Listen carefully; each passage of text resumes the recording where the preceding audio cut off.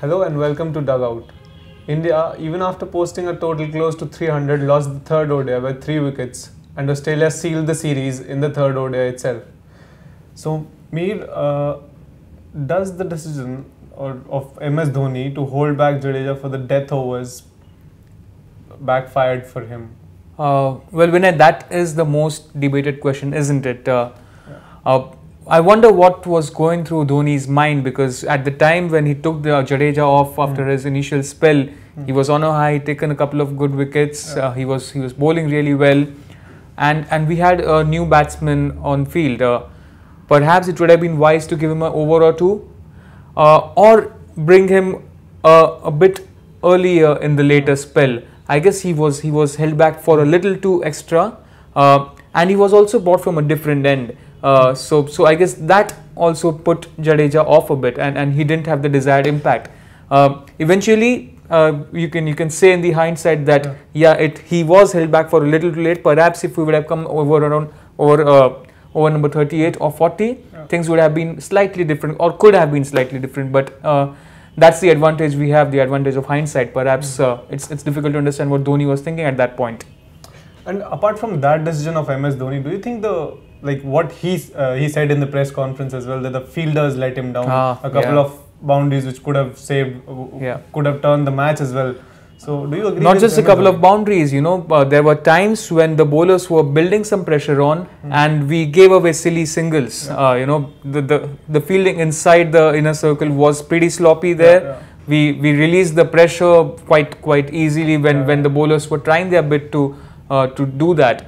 Dhoni himself tried to set the standard with some brilliant work behind the stumps. I mean, he was very good with the stumping and the run out there. He brought India back into the match, but it seems that wasn't enough to inspire the others on the field, and these little things eventually matter in the end, right?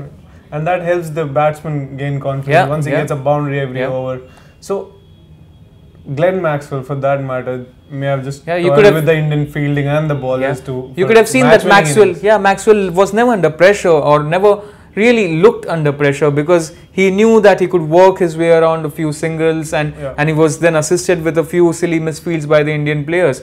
But let's not take credit away from him. I think it was a wonderful innings, and he paced himself really well he started very slow, and he started very slow. Big sixes came. I guess that was the difference, right? He didn't have to come and straight away start slogging.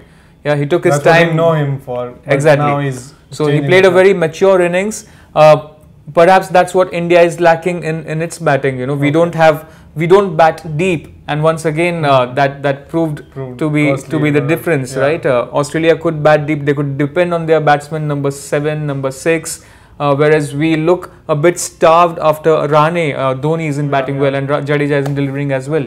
So even the changes did not help today. Gurkeerat Maan was in, Rishi Dhawan, but that didn't help Dhoni. Even after a century from Virat Kohli. Once again a batsman scores century, and once again we lose. It's kind of a jinx now, isn't it? Well, it's difficult to pinpoint or blame the changes. I mean, changes were necessary.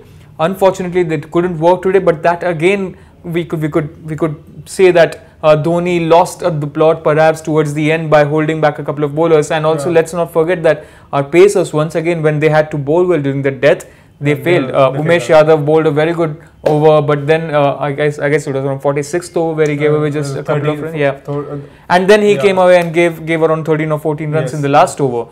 So when the pressure should have been applied, I guess our fast bowlers did not do that, and that's becoming our undoing time and again.